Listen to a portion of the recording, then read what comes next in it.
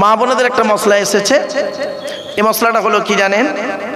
মায়েদের যদি শরীর অসুস্থ থাকে তারা ওই সময় রোজা করবে না, ওই রোজাটা অন্য সময় করে দেবে।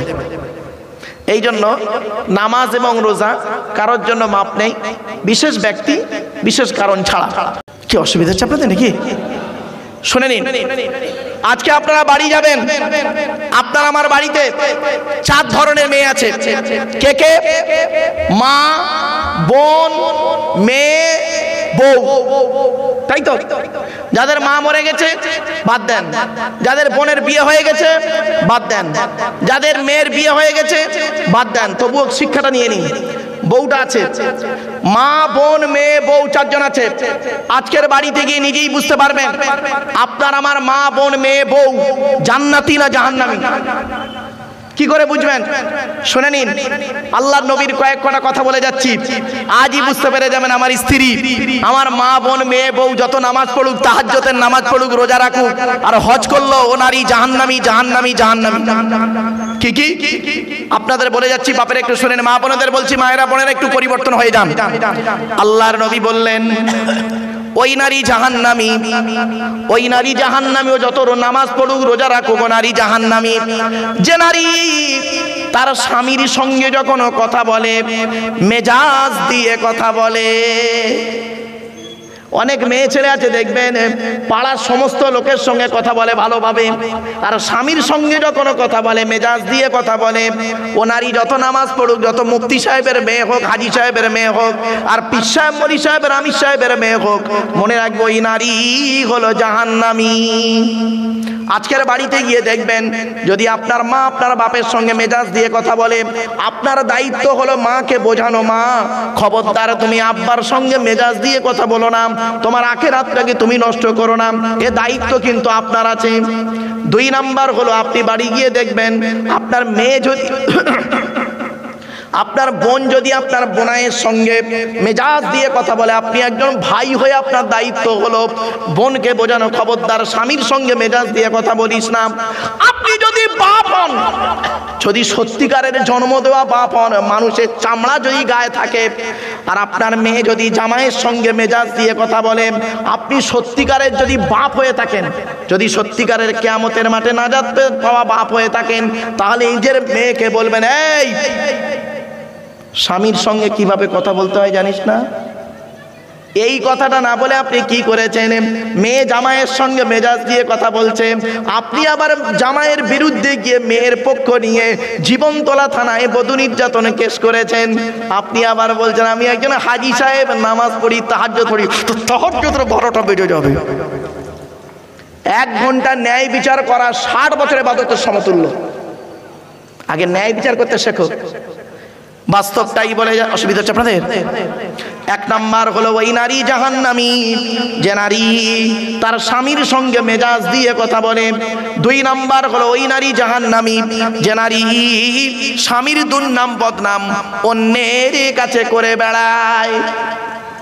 অনেক মেয়ে ছেলে আছে দেখবেন আপনি ভালো মানুষ, হাজি সাহেব লোক, আপনার ছেলেও ভালো মানুষ, তাকে আপনি একটা মেয়ের সঙ্গে বিয়ে দিলেন, আপনি মেয়েটার খবর জানেন না, ভালো মেয়ে শুনেছেন হাজি সাহেবের মেয়ে, সেও হাজি সাহেবের মেয়ে, বৌমা করে এনেছেন। আপনার ছেলে বিয়ে করে কলকাতায় থাকে, সপ্তাহে 1 দিন বাড়ি আসে। আপনার বৌমা করেছে কি জানেন? আপনার ছেলের সঙ্গে 24 ঘন্টায় 30 মিনিট কথা বলে, আর বাকি সময়টা ফোনে ব্যস্ত থাকি। 8, 9, 10, 11, 12 5 বছর যে ছেলেটার সঙ্গে প্রেম করেছিল, আমতলা, জামতলা, বুড়ির বেলতলা, মাছতলা, ইকোপার, নিকোপার, চিড়িয়াখানা, ভিক্টোরিয়া, জাদুঘর, তারামণ্ডল, নদীর পার্কে বসে প্রেম করেছিল, সেই ছেলেটির সঙ্গে সারাক্ষণ গল্প করে। আপনার বউ মনে করছে আমার বৌমা আমার ছেলের সঙ্গে কথা বলছে। বাবা বাস্তব কথাটাই বললাম, শুনতে হয়তো খারাপ লাগছে, আমি বাস্তববাদী মানুষ বাবা। এরপরে নবীজি বললেন ওই নারী হলো জাহান্নামী, যে নারী তার স্বামীর পরিবারের সঙ্গে খারাপ আচরণ করে। আচ্ছা, স্বামীর পরিবার কারা? স্বামীর বাপ, স্বামীর মা, স্বামীর ভাই, স্বামীর বোন। ওই নারীর প্রতি আল্লাহর গজব পড়বে যে নারী তার স্বামীর পরিবারের সঙ্গে খারাপ আচরণ করে। অনেক মেয়ে ছেলে আছে দেখবেন স্বামীকে খুব ভালোবাসে, স্বামীকে খুব ভালোবাসে, স্বামীর বাপকে দেখতে পারে না, স্বামীর মাকে দেখতে পারে না। আফসোস আমার একটাই,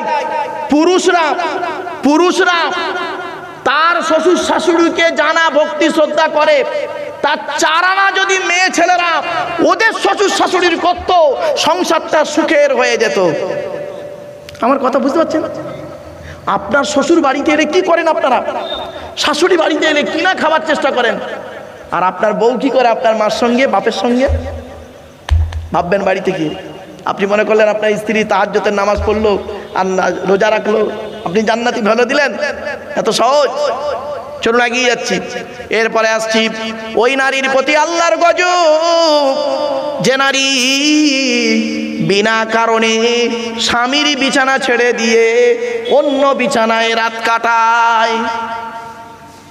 আবার বলছি শুনে নিন, মা বোনেরা, খবরদার মায়েরা বোনেদের অনুরোধ করে বলে যাচ্ছি, আপনারা স্বামীর বিছানা ছেড়ে দিয়ে কোনোদিন অন্য বিছানায় রাত কাটাবেন না। রাসূল বলেছেন, কোনো নারী যদি বিনা কারণে স্বামীর বিছানা ছেড়ে দিয়ে অন্য বিছানায় রাত কাটায়, আর স্বামী যদি সারা রাত কষ্টে থাকে, ওই নারীর ইবাদত বন্দেগী তো কবুল হবেই না, উপরন্তু আল্লাহর ফেরেশতারা সারা রাত ওই মেয়েটির জন্য অভিশাপ করতে থাকবে। এই ধরনের মেয়েদের বয়স হলো 40+, রাগ করবেন না কেউ। বুড়োর বয়স 65, বুড়ির বয়স 60। বুড়ি আর বুড়োর কাছে ঘুমায় না। বুড়ো হার্টের রুগী, সুগারের রুগী, প্রেশারের রুগী, স্ট্রোক হয়েছে 3 বার, কখন মরে কখন বাঁচে জানে না। বুড়ি বুড়োর খবরই রাখে না, খাচ্ছে দাচ্ছে কি করছে সব খবর নেই। বুড়ি কি করে জানেন?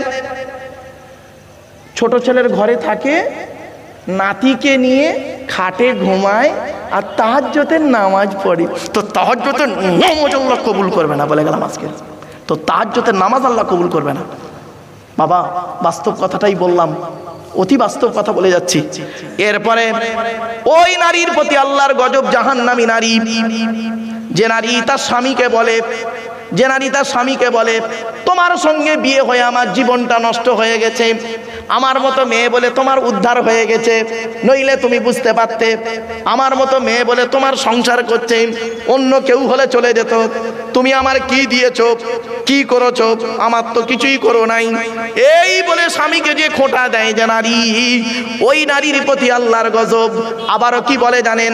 তোমার সঙ্গে বিয়ে হওয়ার আগে আমাকে কত মাস্টার, ডাক্তার, ইঞ্জিনিয়ার, প্রফেসর বিয়ে করতে এসেছিল, আমার বাপ কত ভালো মানুষ বলে তোমার সঙ্গে বিয়ে দিয়েছে। আরে দেবে কি করবে?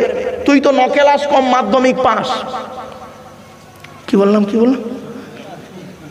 তুই তো 9 ক্লাস কম মাধ্যমিক পাস, তা তোর কি একটা ডাক্তার বিয়ে করবে?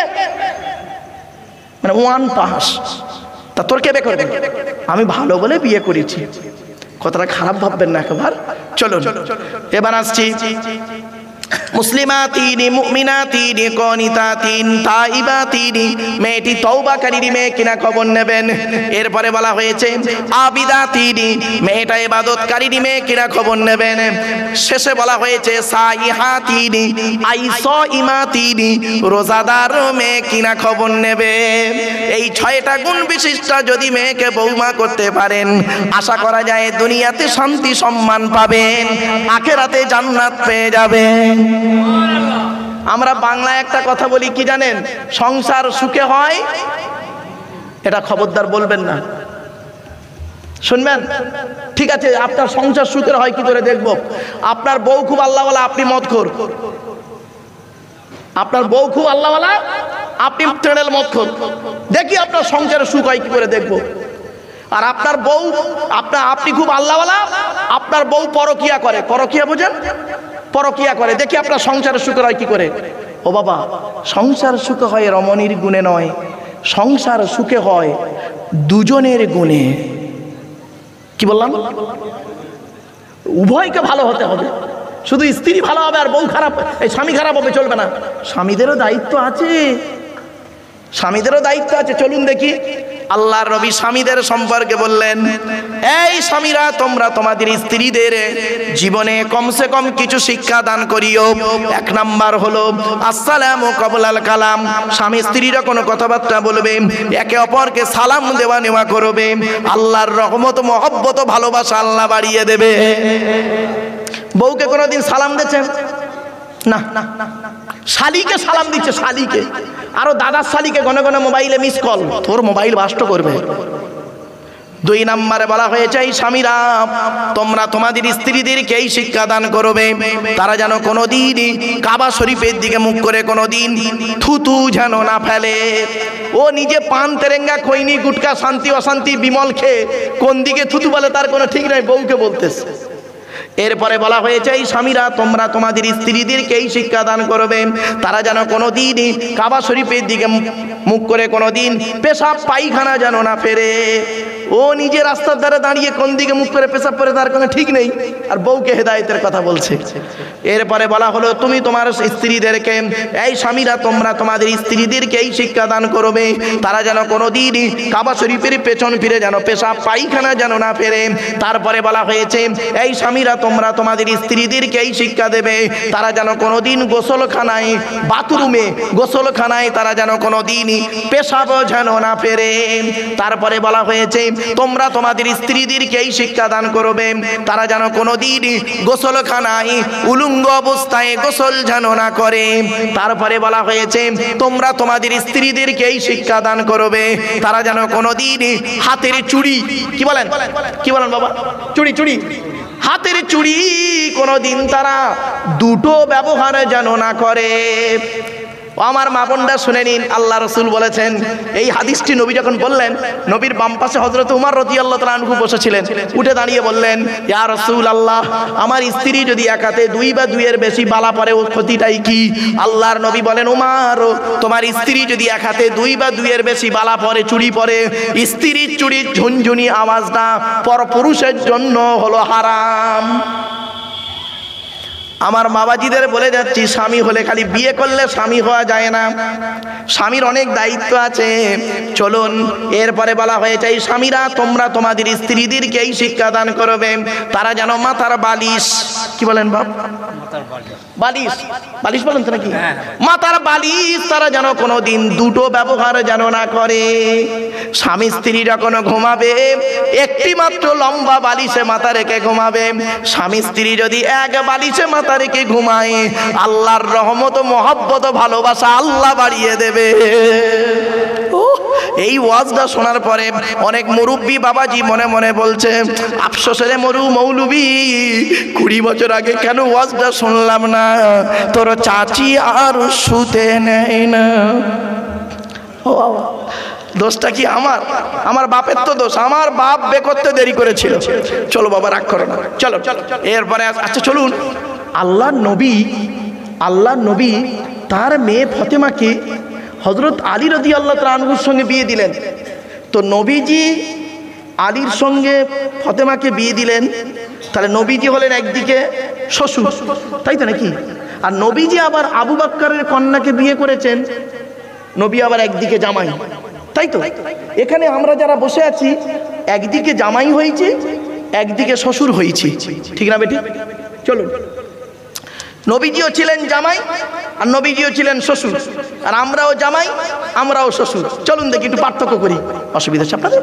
চলুন আপনি আপনার মেয়ের বিয়ে দিয়েছিলেন, কি কি দিয়েছিলেন, কি কি বলে স্বামীর বাড়ি পাঠিয়েছিলেন? নবীজি তার মেয়ে ফতেমাকে হযরত আলীর সঙ্গে বিয়ে দিলেন, কি কি দিয়েছিলেন, কি কি বলেছিলেন? দয়া করে একটু শুনে যান। আচ্ছা আমাদেরটা আগে বলি, আমরা কি করি? মেয়ের বিয়ে দেওয়ার সময় খাট গদি ড্রেসিং টেবিল আলমারি, খাটের সঙ্গে দুটো ছোট ছোট মাথার বালিশ, বিশাল বড় একটা ঠ্যাং বালিশ, তাই তো? বাহ, এইসব দিক। যাবার সময় মেয়েটি শ্বশুর বাড়ি যাচ্ছেন, যাবার সময় মেয়েটি করছে কি? বরের গাড়িতে ওঠার আগে মেয়েটি করছে কি? মায়ের গলা জড়িয়ে কাঁদছে, তারপরে ভাইয়ের গলা জড়িয়ে বোনের গলা জড়িয়ে কাঁদছে। গেটের কাছে বাপ দাঁড়িয়েছিল, ঘাড়ে গামছা দিয়ে, পায়ে জুতো নেই। মেয়ের যার কন্যা দেয় বড় দেয়, বাপের গলা জড়িয়ে বাপ মেয়েটি কাঁদছিল। কাঁদতে কাঁদতে বাপ কি বলে দেখবেন? কাঁদিস নি মা, কাঁদিস নি, কাল সকাল সকাল আমরা যাচ্ছি। তুই সকালবেলা কি করবি বে? তোর এইটা সান্ত্বনা? চলুন নবীজি কি বলেছিলেন দেখি। নবীজি তার কলিজার টুকরা মা ফতেমাকে হযরত আলী রাদিয়াল্লাহু তাআলা আনহুর সঙ্গে বিবাহ দিলেন। কি কি দিয়েছিলেন? একটা খেজুর পাতার চাটাই, একটা গম ভাঙানো জাতা, একটা পানির কলসি, একটা কম্বল, দুটো জামা, একটি মাত্র চামড়ার বালিশ। কটা? একটা চামড়ার বালিশ। আল্লাহর নবী দুটো চামড়ার বালিশ দিলে দিতে পারতেন। আল্লাহ রসুল জানেন আমার কলিজার টুকরা ফাতেমা আর আলী এক বালিশে মাথা রেখে ঘুমাবে, স্বামী স্ত্রীর মহব্বত ভালোবাসা আল্লাহ বাড়িয়ে দেবে। চলুন, আপনি আপনার মেয়েকে কি বলে পাঠালেন স্বামীর বাড়িতে? কাঁদিসনি মা, কাঁদিসনি, আমরা কাল সকাল সকাল যাচ্ছি, এই বলে বিদায় দিলেন। আর নবীজি তার মেয়েকে কি বলেছিলেন শুনে নিন। পারগাতির মা বোনরা একটু শুনুন দয়া করে, আর আপনারা এখান থেকে প্র্যাকটিস করে নেবেন। নবীজি ফাতেমা এসেছেন মা রাসূলুল্লাহর কাছে, আব্বা জান আজ আমি স্বামীর বাড়ি যাচ্ছি। মা তো পৃথিবীতে বেঁচে নাই, খাদিজা ইন্তেকাল করেছেন। আপনি আমার মা, আপনি আমার বাপ। আজ আমি স্বামীর বাড়ি যাচ্ছি, আপনি আমাকে কিছু উপদেশ দিন। নবীজি কি বলেছিল জানেন? শুনলে চমকে যাবেন। নবীজি বলেছিলেন শুনে নিন, ফাতেমা আলীকে দ্বিতীয়বার ডাকতে যেন না হয়। সুবহানাল্লাহ বলা গেল না? কি বললো? আলীকে দ্বিতীয়বার ডাকতে যেন না হয়। তার মানে কি? এক ডাকে সাড়া দেবে, এক ডাকে সাড়া দেবে। মা ফাতেমা বললেন আব্বাজান ইনশাআল্লাহ আমি আপনার কথাটাকে মেনে চলবো। ব্যাস, একদিনের একটা ছোট্ট ঘটনা 1 মিনিটের মধ্যে বলে দিচ্ছি শুনেন, তাও 1 মিনিটও লাগবে না। আল্লাহর নবী সাহাবী হযরত আলী রাদিয়াল্লাহু তাআলা আনহু রাসূলুল্লাহর দরবার থেকে বাড়ি ফিরেছে, রাত হয়ে গেছে, অনেকটা রাত হয়ে গেছে। হযরত আলী রাদিয়াল্লাহু তাআলা আনহু আসছে, রাস্তায় আস্তে আস্তে চিন্তা করছে, ইস ছি ছি ছি, রাসূলুল্লাহর দরবার থেকে প্রতিদিন সকাল সকাল বাড়ি যাই, আর আজকে একটু রাত হয়ে গেল, ফাতেমা জেগে আছে কি ঘুমিয়ে পড়েছে, কষ্ট হয়ে যাবে, চিন্তা করছে লজ্জিত ভাবে বেচারা। আস্তে আস্তে এসে ফাতেমার ঘরের দরজায় সে বালা থাকে তো, সে বালা নাড়া দিয়ে খালি একটু বলেছে আস্তে করে, ফাতেমা। একবার ডেকেছে, মা ফাতেমা সঙ্গে সঙ্গে লাব্বাইক বলে দরজা খুলে দিয়েছে। তখন হযরত আলী রাদিয়াল্লাহু তাআলা আনহু বলছেন, ফাতেমা কিছু মনে করো না, আজকে রাসূলুল্লাহর দরবার থেকে আসতে গিয়ে একটু দেরি করে ফেলেছি। তুমি এক কাজ করবে, হাসান হুসাইনকে খাইয়ে তুমিও খেয়ে নেবে, খেয়ে ঘুমিয়ে পড়বে। আমি রাসূলুল্লাহর দরবার থেকে, রাসূলুল্লাহ মানে ওনার বাপ তো, তাই না? ওনার বাপ, ফাতেমার বাপ। তা বলছে আমি আসবো রাসূলুল্লাহর দরবার থেকে এসে আমি খাওয়া দাওয়া করে ঘুমিয়ে পড়বো, আমার জন্য তোমাকে জাগতে হবে না। মা ফাতেমা কি বলেছিল শুনবেন? ও পারগাতির মা বোনেরা, কি বলেছিল মা ফাতেমা? মা ফাতেমা বলেছিলেন, প্রাণের স্বামী, এটা হলো আমার মায়ের স্বভাব, বাপের অর্ডার। কি বলল? মায়ের স্বভাব আর বাপের অর্ডার। তখন হযরত আলী রাদিয়াল্লাহু তাআলা চমকে গেলেন, মায়ের স্বভাব বাপের অর্ডারটা কি? একটু খুলে বলো তো ফাতেমা। মা ফাতেমা বলছেন, আমরা হলাম 7 ভাই বোন, 3 ভাইকে আল্লাহ বাল্যকালে ডেকে নিয়েছে, 4টে বোন আমরা, জাইনাব, রুকাইয়া, উম্মে কুলসুম, আমি ছোট মেয়ে ফাতেমা। আমি আমার মা খাদিজাকে দেখেছি, আমাদের 4 বোনকে আমার মা খাদিজা খাইয়ে শুইয়ে দিয়ে, আমার মা খাওয়া তো দূরের কথা, ঘুমানো তো দূরের কথা, আমার আব্বাজান যতক্ষণ না বাড়ি আসতেন ততক্ষণ পর্যন্ত আমি নিজে চোখে দেখেছি দরজা লাগিয়ে দিয়ে হেলান দিয়ে দাঁড়িয়ে দাঁড়িয়ে আল্লাহর কোরআন তেলাওয়াত করতেন এবং আল্লাহর জিকির করতেন। আমার আব্বাজান এসে যখন একবার খাদিজা বলে ডাকতেন, লাব্বাইক ইয়া রাসূলুল্লাহ বলে দরজা খুলে দিতেন। এই অভ্যাসটা মায়ের থেকে আমি শিখেছি। হযরত আলী রাদিয়াল্লাহু আনহু চমকে গেলেন। আচ্ছা বাপের অর্ডারটা কি একটু বলো? বলছে যেদিন আমি আপনার বাড়ি আসি সেদিন আমার আব্বাজান বলে দিয়েছিলেন, আপনার নাম ধরেই বলেছিলেন, ফাতেমা আলীকে দ্বিতীয়বার ডাকতে যেন না হয়। তোমার ব্যবহারে যদি আলী নারাজ হয়ে যায়, আল্লাহ নারাজ হয়ে যাবে। তোমার ব্যবহারে যদি আলী অখুশি থাকে, আল্লাহ অখুশি হয়ে যাবে। সুতরাং তোমার ব্যবহার যেন আলীকে মুগ্ধ করে আর এক ডাকে সাড়া দেবে। তা আমি যতদিন বেঁচে থাকবো দোয়া করবেন আপনার যেন এক ডাকে সাড়া দিতে পারি। হযরত আলী রাদিয়াল্লাহু তাআলার চোখ থেকে টস টস করে পানি পড়ছে, ভাবতে পেরেছেন? আর আপনার মেয়ে কি হয়েছে? বিয়ে দিয়েছেন ক্যানিংয়ে, মেয়েকে বিয়ে দিয়েছে ক্যানিংয়ে বিয়ে দিয়ে কি করছে জানেন? মেয়েটা এবার গিয়ে ঘুম থেকে ওঠে বেলা 12টা-11টার সময় ঘুম থেকে ওঠে। সকাল সকাল ঘুম থেকে অভ্যেস নেই তো, উঠেছে, শাশুড়ি দুটো কথা বলেছে, ব্যাস সঙ্গে সঙ্গে মাকে ফোন লাগিয়েছে, মেয়ের মা মেয়েকে ফোন লাগিয়েছে, হ্যালো আমার কোথায় বিয়ে দিয়েছো জঙ্গলে, এই করেছে তাই করেছে, অমুক করেছে তমুক করেছে। মেয়ের মা তো একদম শুনে একদম রেগে বারুদ, হই অমনি করছে কি, ছেলের মেয়ের বাপ গিয়েছিল সে মাঠে কাজ করতে, ছেলের বাপ মাঠে কাজ করতে গেছে, বেলা 2টোর সময় বেচারা রোদে এসেছে ঘেমে আসার পরে তার এক গ্লাস পানি দেওয়া তো দূরের কথা, মেয়ের মা মেয়ের বাপকে বলছে কত ঘামাক্ত অবস্থায় বলছে, তুমি মানুষ। মেয়ের বাপ তো অবাক, ঘোড়ার ডিম সারাদিন মাঠে খাটিয়ে এলাম, গা থেকে ঘাম বেড়েছে, আবার বলছে মানুষ। কি হয়েছে ভাই বল্লা, কি হয়েছে তো? তা বলছে মেয়ে ফোন করে বলেছে, কেঁদেছে। মেয়ের বাপ করলো কি, কারোর কথা না শুনে মোটর সাইকেল নিয়ে সোজা ক্যানিং গিয়ে মেয়ের ঘরে ঢুকে মেয়ের যে খাটটা দিয়েছে ওই খাটের উপরে বসে দরজা দিয়ে মেয়েকে বলছে, কি দেখো আমার দিকে তাকান। মেয়েটাকে বলছে, বল বল কি হয়েছে, বল বল কি হয়েছে, বল বল তুই বলে যা আমি দেখে নিচ্ছি, বল বল। এবার মেয়েটা কেঁদে কেঁদে স্বামীর বিরুদ্ধে শ্বশুরের বিরুদ্ধে এক ধাত্তে বলছে। মেয়ের বাপ শুনে বলছে, চিন্তা নেই, তোর এক্ষুনি ডিভোর্স নিয়ে আমাদের গ্রামের প্রধানের ছেলে খোঁড়া, তার সঙ্গে বিয়ে দিয়ে দেবো, চল। রাগ করে না? তোর শ্বশুরের বিরুদ্ধে কেস করবো? হ্যাঁ। তোর শাশুড়ির বিরুদ্ধে বদনী নির্যাতন কেস করবো? হ্যাঁ। তোর ননদ দেওর? হ্যাঁ। তোর স্বামীর বিরুদ্ধে করবো? না, ওনার করতে হবে না। কেন? ওইটা দেন। কথাগুলো শুনতে না বাবা কেমন কেমন লাগছে, বাস্তব চিত্রটাকে তুলে ধরছে আপনাদের সামনে। আমারে ভুল বুঝবেন না বাপ, আমি বাস্তব কথাটাই বলে গেলাম আপনাদের। আরো অনেক কথা আমার পরবর্তী বক্তা যারা হযরত মাওলানা আব্দুল্লাহ জুবাইর সাহেব, যোগ্য মানুষ, যোগ্য আলেম, সুন্দর আলোচনা রাখবেন, সুরলি কণ্ঠে, গলার ইলহানও আল্লাহ তার দিয়েছে, ছোট ভাইয়ের মতো তাকে ভালোবাসি, সুন্দর বক্তা, তিনি আলোচনা করবেন। তারপরে আসেন মাওলানা আবু সাইদ সাহেব, যোগ্য আলেম, যোগ্য মানুষ। তারপর আর একজন মাওলানা সাহেব আছেন, যোগ্য আলেম, যোগ্য বক্তা। বাবা আমি হতভাগা, আপনাদের কাছে এই কয়েক কটা কথা বললাম, খারাপ নেবেন না বাপ, হয়তো আবেগের বশবর্তী হয়ে একটু গরম গরম কথা বলে আপনাদের একটু রেগে কথা বলেছি, আমাকে ক্ষমার চোখে দেখবেন। তবে যাবার সময় একটা অনুরোধ আপনাদেরকে করব, আচ্ছা বাপেরা বলুন তো দেখি, এতগুলো মানুষ আপনারা বসে আছেন, দাঁড়িয়ে আছেন, সত্যি কথা বলবেন, মিথ্যা বলবেন না বাপ, দয়া করে।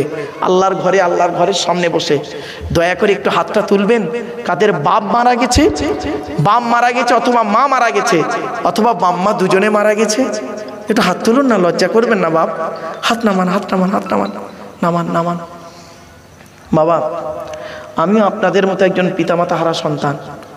2019 সালের অক্টোবর মাসের 3 তারিখ শুক্রবার 5:30টার সময় আমি আমার বাপকে হারিয়েছি। 2023 সালে জুন মাসের 28 তারিখ বৃহস্পতিবার বগরা ঈদের দিন বেলা 11:30টার সময় আমি আমার মাকে হারিয়েছি। আমি আমার বাপের জানাজা, মায়ের জানাজা, কাফন মানে কবরে শুইয়েছি আমি। এই পৃথিবীর জমিনে আমার মরা বাম্মার মুখটা শেষ, পৃথিবীর শেষ মানুষ যে দেখেছিল সেটা হলাম আমি। আমার পরে আর পৃথিবীর কোনো মানুষ আমার মরা বাম্মার মুখ দেখেনি, কারণ আমি কবরে মাথার দিকে নেমেছিলাম, শরীয়ত সম্মত মুখটা করে দিয়ে কাফনটা দেখে শেষবারে দোয়া বলে আমি মুখ কাপড়টা বন্ধ করেছিলাম।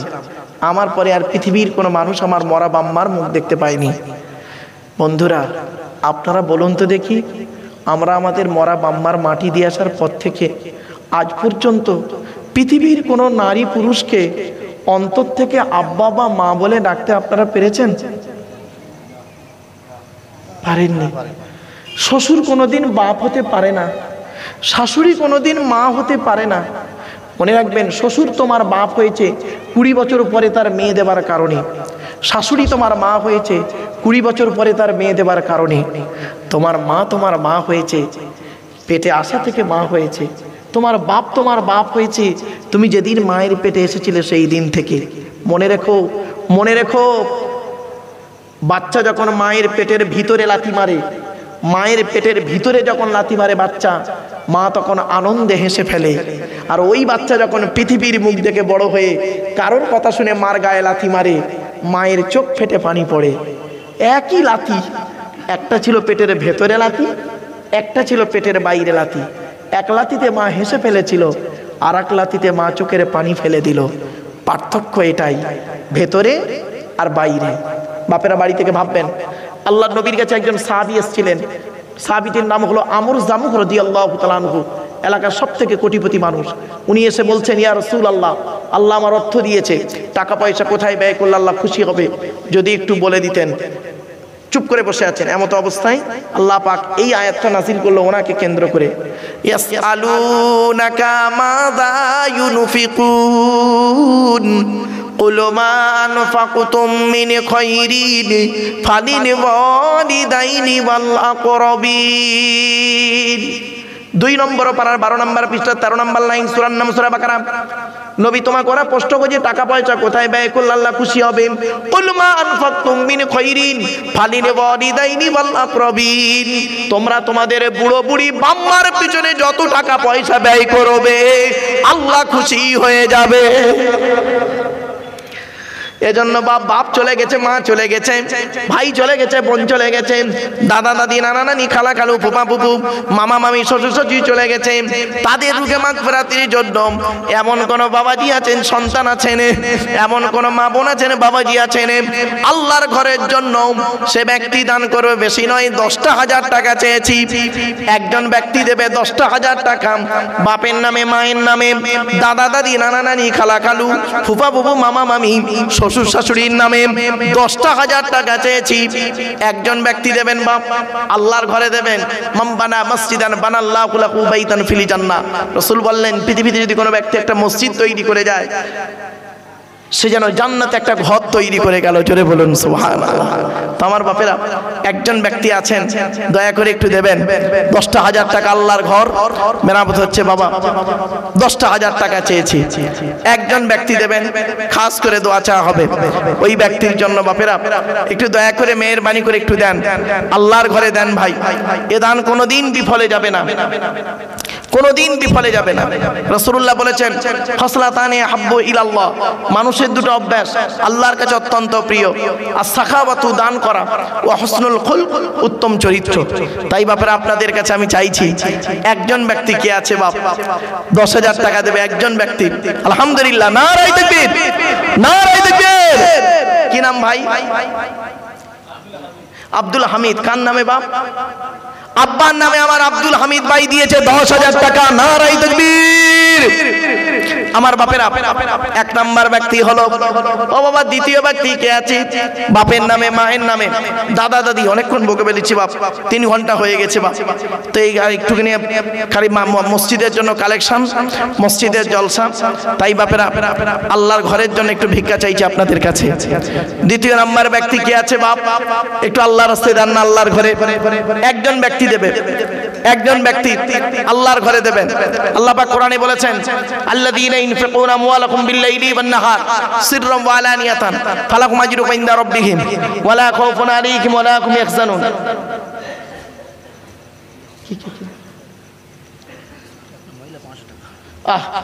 একজন বোন আমার দিয়েছে 500 টাকা। আল্লাহ তার দানকে কবুল করুন। মা বোনেদের বলি, মায়েরা বোনেরা, আল্লাহ রাসূল বলেছেন, সালাসু দাওয়াতির মুস্তাজাবাতিন লা শাক্কা ফিহি, 3 ব্যক্তির দোয়া আল্লাহর দরবারে কবুল হয়, কোনো মিস যায় না। 1 নাম্বার হলো দাওয়াতুল মাজলুম, অত্যাচারকৃত মানুষের দোয়া। কোন স্বামী যদি তার স্ত্রীর উপরে অন্যায়ভাবে অত্যাচার করে, আর স্ত্রী যদি স্বামীর উপরে অন্যায়ভাবে অত্যাচার করে, ওই স্বামী স্ত্রী যদি বলে, আল্লাহ আমি অন্যায় করিনি, আমার স্বামী আমার উপরে নির্মমভাবে অত্যাচার করছে, আমার স্ত্রী আমার উপরে নির্মমভাবে অত্যাচার করছে, আল্লাহ তুমি এর বিচার করো। আল্লাহ ছাড় দেয়, ছেড়ে দেয় না। অনেক শ্বশুর শাশুড়ি আছে দেখবেন, নিজের মেয়েকে খাইয়ে নিয়ে ঘরের ভেতর ঢুকে বললো, বৌমা পরের মেয়ে খেয়েছে কিন্তু খবর নিল না।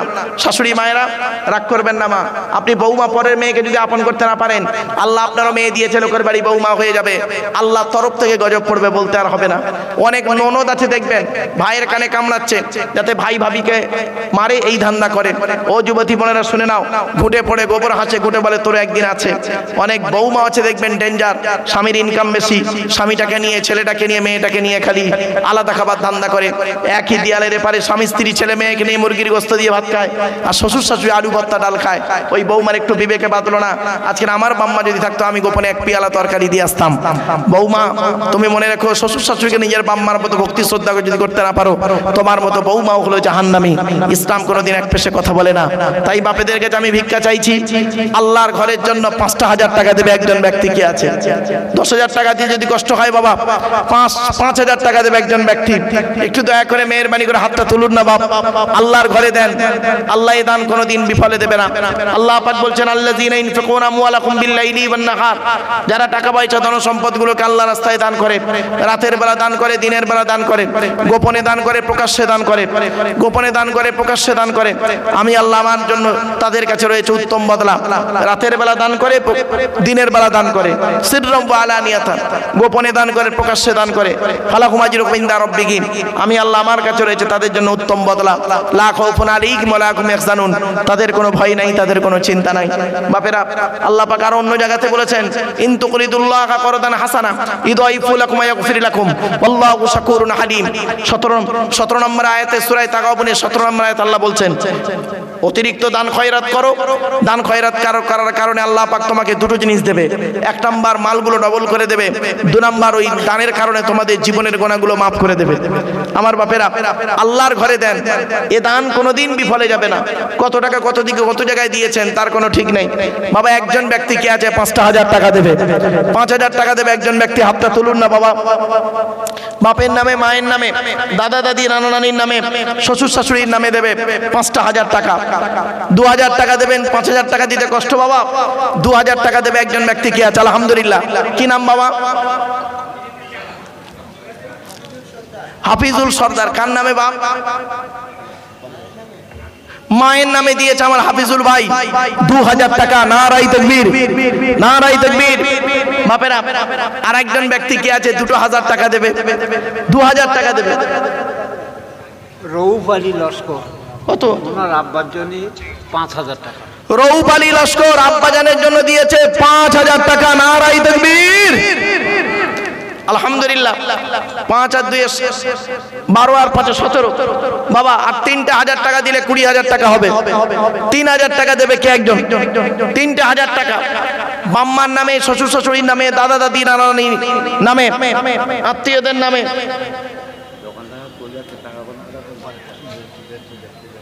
আমার বাপেরা একটু দয়া করে মেহেরবানি করে দেন না, আল্লাহ আপনাদের দানকে কবুল করবেন। 3,000 টাকা। কোরআনের 30টা পারা আছে, 3,000 টাকা চেয়েছি। 17 আর 3 20,000 টাকা হবে।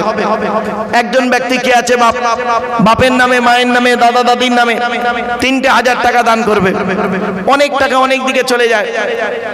আল্লাহ রাসূল বলেছেন ইজা মাতাল ইনসান ইনকাতা আনহু আমালুহু ইল্লা মিন সালাসা ইল্লা মিন সাদাকাতিন জারিয়া আও ইলমিন ইনতাফাউ বিহি আও ওয়ালাদিন সালিহিন ইয়াদউ লাহু।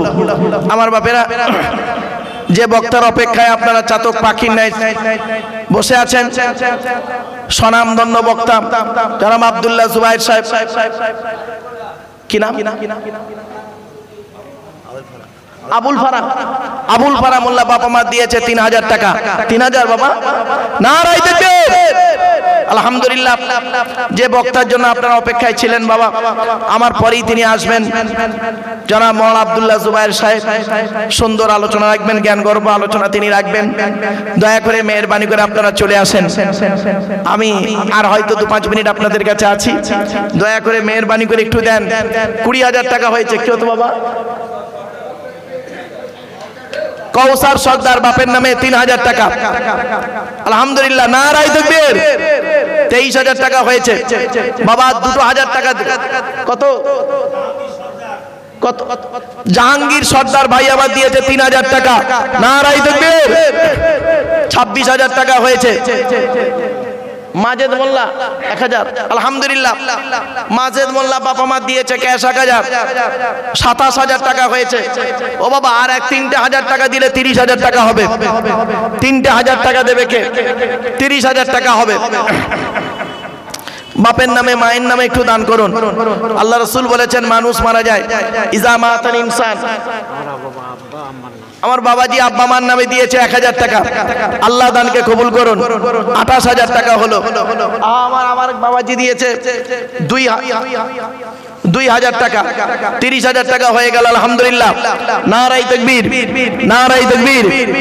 আল্লাহ রাসূল বলেন মানুষ মারা যায়, আমলের দরজা বন্ধ হয়ে যায়, 3টে দরজা খোলা থাকে।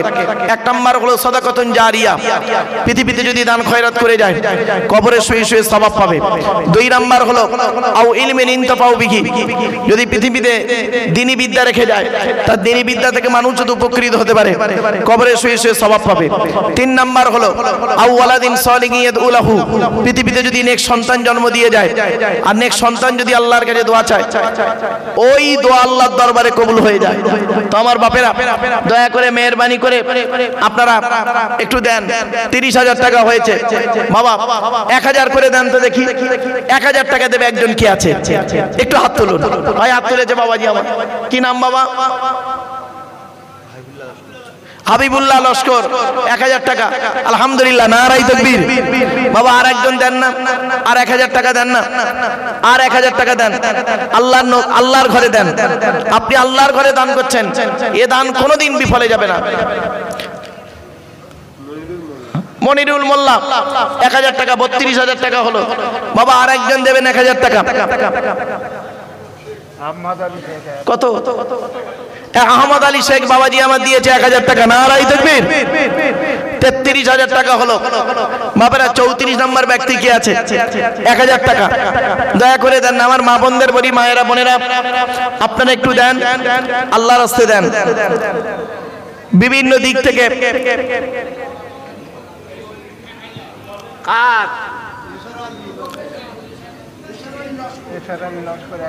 এশার আলী লস্কর 1000 টাকা বাবাজি আমার দিয়েছে। আল্লাহ তার দানকে কবুল করুন।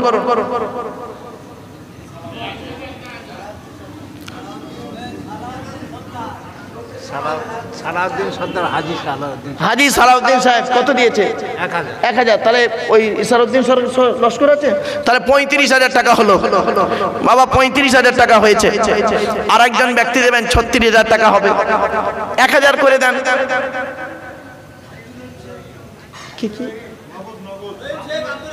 আব্দুর রহিম শেখ বাবা মা দিয়েছে 1000 টাকা, 36000 টাকা হয়েছে। বাবা আর একজন দেবেন 1000 টাকা। বাবা একটু দেন না, আল্লাহর ঘরে দেন। এ দান কোনোদিন বিফলে যাবে না। আল্লাহ পাক বলছেন মাসালুল্লাযীনা ইনফাকুনা আমওয়ালাকুম ফি সাবিলিল্লাহ কামাসালি হাববাতিন আনবাতাত সাবআ সানাবিলা ফি কুল্লি সুমবুলাতিন মিয়াতু হাব্বা। রহিম শেখ নগদ 1000। আলহামদুলিল্লাহ।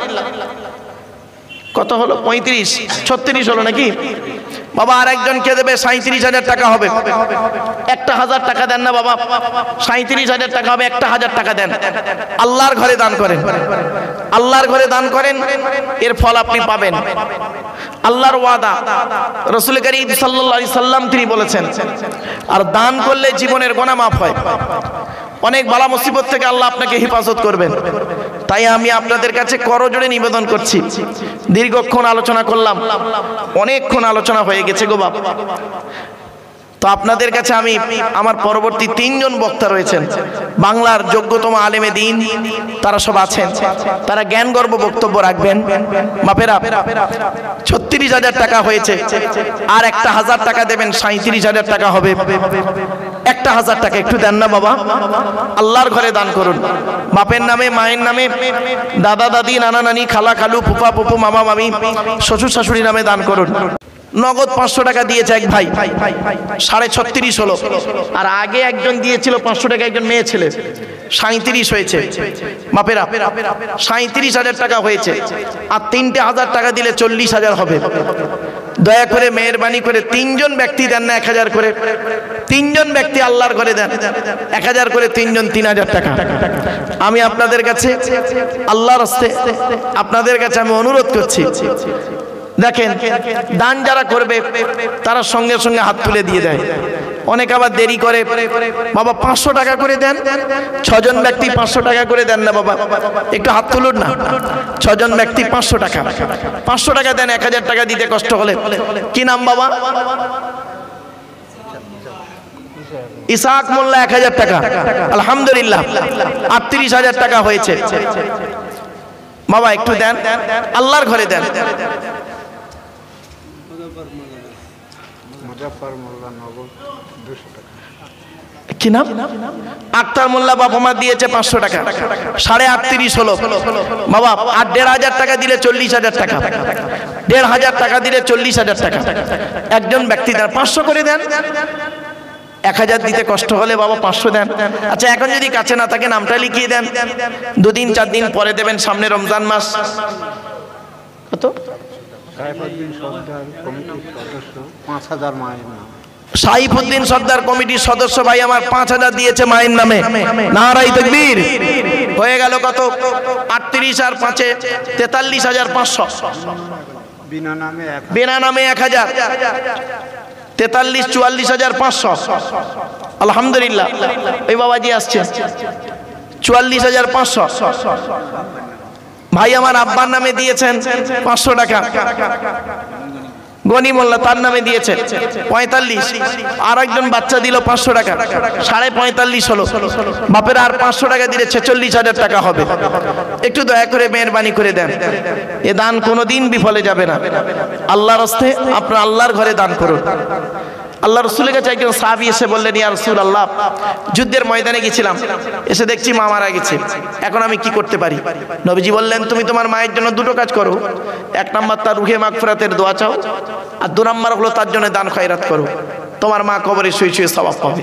তো আমার বাপেরা, আপনার মা মারা গেছে, বাপ মারা গেছে, আমরা তাদের জন্য রুহে মাগফিরাতের দোয়া চাইবো, আর 2 নাম্বার তার জন্য দান খয়রাত করব। তাই বাপেদেরকে আমি অনুরোধ করছি, একটু দয়া করে মেহরবানি করে দেন, দয়া করে একটু হাতটা বাড়ান, দানের হাতটা বাড়ান। 500 টাকা দেন বাবা, একজন 500 টাকা দেন না।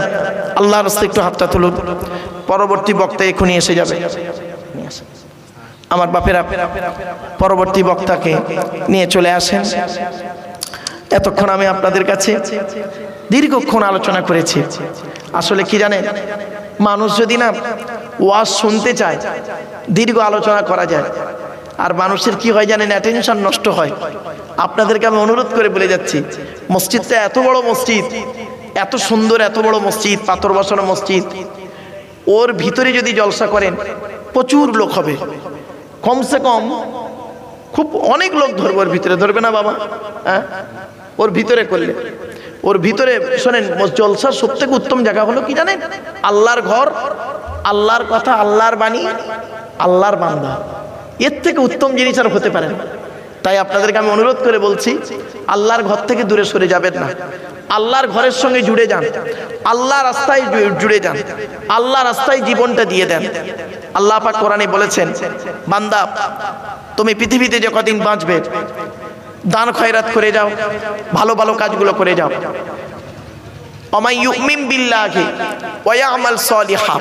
আল্লাহ পাক বলছেন 100% আল্লাহকে বিশ্বাস করো, ওয়ায়ামাল সালিহা, পৃথিবীতে যতদিন বাঁচবে ভালো ভালো কাজগুলো করবে। তাই আপনাদেরকে আমি অনুরোধ করে বলছি বাবা, এতক্ষণ আপনাদের কাছে দীর্ঘক্ষণ আলোচনা করলাম। ভাষাগত দিক থেকে ত্রুটি হলে ক্ষমা করবেন। ভালো থাকুন, সুস্থ থাকুন, মানুষকে ভালোবাসুন, অন্তরে জিলিপির প্যাঁচটা ছাড়িয়ে দিন। মানুষের উপকার করতে না পারলে ক্ষতি করতে যাবেন না। নামাজ পড়ুন, নামাজ কারোর জন্য মাপ নাই বা বিশেষ ব্যক্তি বিশেষ কারণ ছাড়া। রোজা রাখুন, অর্থ থাকলে হজ করুন, যাকাত আদায় করুন, স্ত্রীর হক আদায় করুন, পিতামাতার সেবা যত্ন করুন, ভাই ভাই মিলেমিশে চলুন, প্রতিবেশীর উপকার করুন। আর সামনের দিকের পাটা ফেলুন সাবধানে, পেছন দিক থেকে পাটা তুলবেন সাবধানে।